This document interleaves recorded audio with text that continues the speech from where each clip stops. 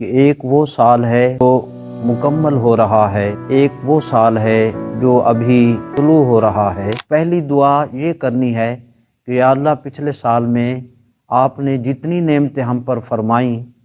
ان نعمتوں کا شکریہ ہماری طرف سے قبول فرما۔ آنے والا سال جو نعمتیں اللہ تعالیٰ اس سال میں فرمائے گا، یہ دعا مانگنی ہے یا اللہ کریم جو نعمتیں آپ نے آئندہ سال ہم پر فرمانی ہیں،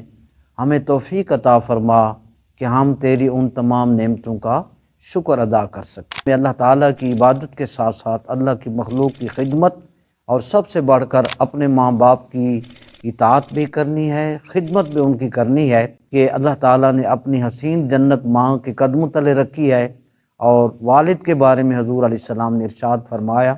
ثلاث دعوات مستجابات لا شک فیہن، تین دعائیں ایسی ہیں جن کی قبولیت میں کوئی شک نہیں ہے، اور ان میں سب سے پہلے فرمایا دعوت الوالد، والد کی دعا ہے۔